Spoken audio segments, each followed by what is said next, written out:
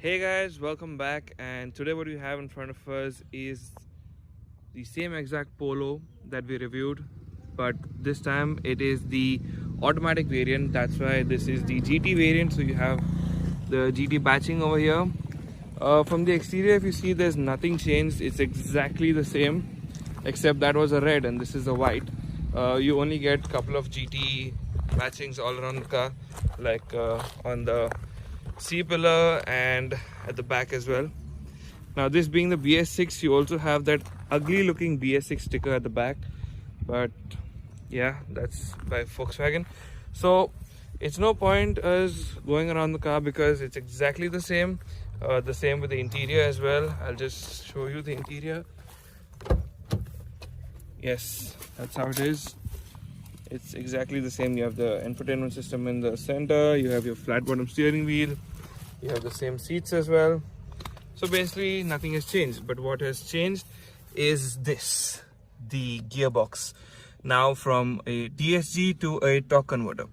So let's go for a drive and see how smooth or not so smooth it is. So now we are all set to go for the drive, so let me put the drive more into D and let's move. So yes, first thing I must mention is that once you put it in D and lift your foot off the brake, there is this certain urge of extra torque that comes in the creep function. Now, me coming from a DSG gearbox, this feels a lot more aggressive and there's a lot of torque that the car wants to be pulled. But there's a slight downside to this. Basically, in stop and go traffic, you'll have to get used to the extra torque and your leg on the brake basically. Now, driving it on normal, it's shifted to third right now, and the shift feels pretty smooth and relaxed. So let's take this right first. So you don't feel the shifting, it's pretty nice and smooth. So we are on third right now and it's silent. The engine also feels nice and refined. It's not noisy in your normal driving situations, but let's just push it and see what it feels like. Just have to get ahead of a few cars that are here. So now let's push it from D itself. So I put the foot on.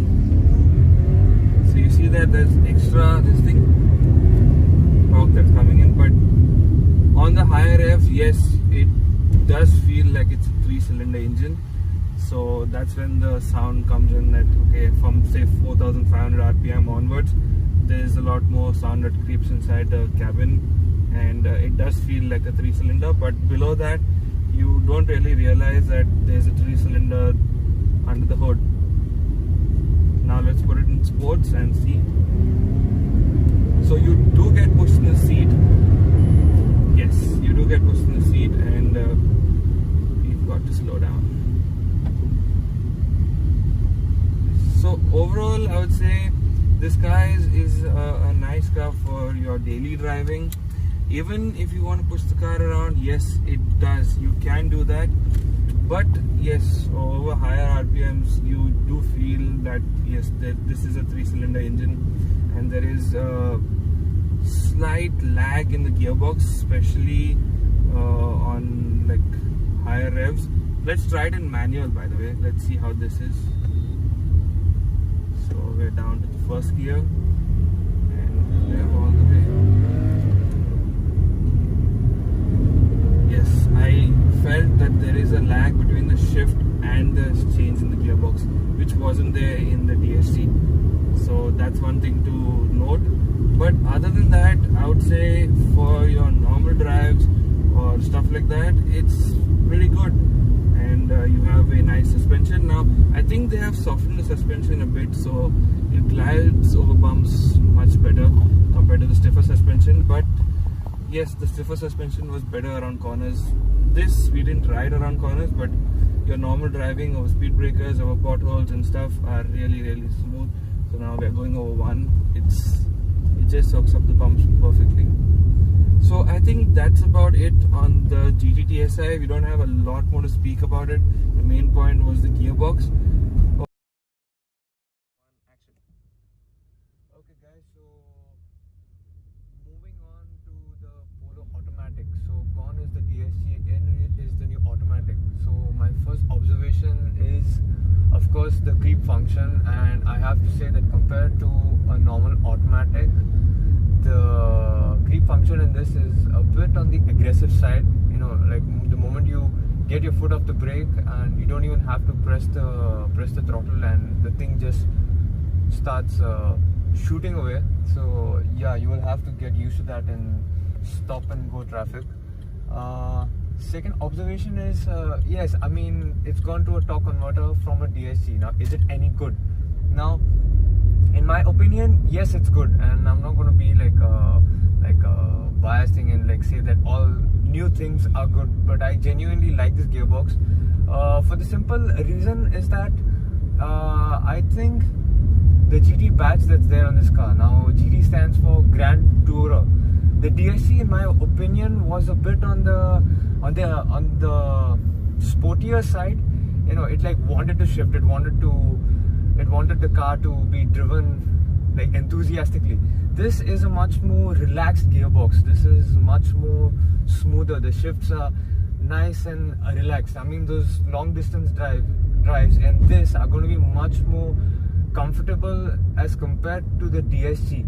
Yes, and like I've said in the previous review, you have the torque, you have the power in this. You know, there's no complaints about it. Yeah, when I did the review on the previous Polo, this was the fastest hatch. Now it's no longer that, but I mean, it has got ample of torque, ample of power.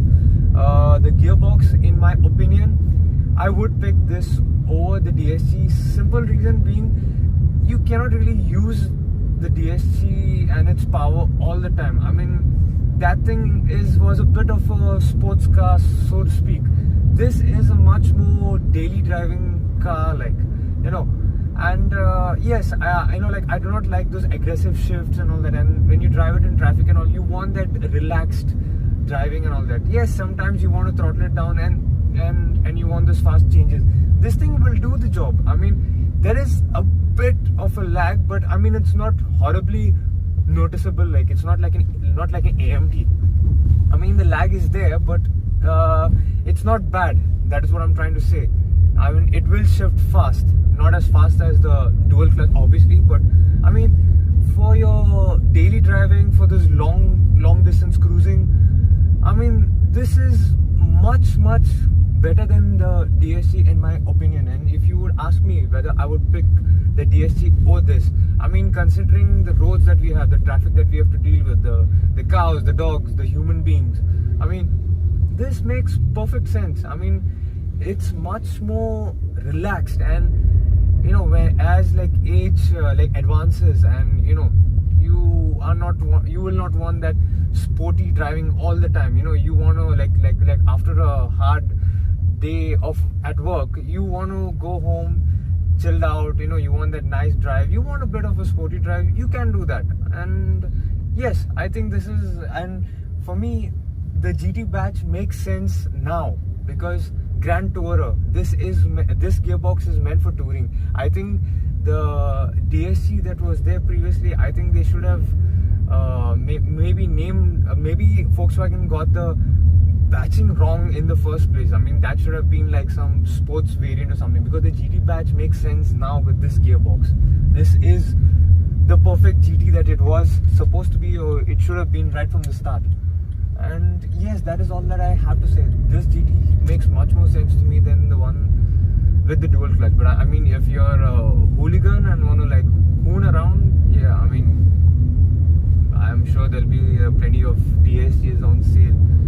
So yeah, I mean, my final take on this gearbox, I think this is what the GT should have been right from the start. And with that, yes, we wrap up this small drive on the new Polo GT. I'd like to thank you all for your supporting us. We have crossed the 1,500 subscriber mark.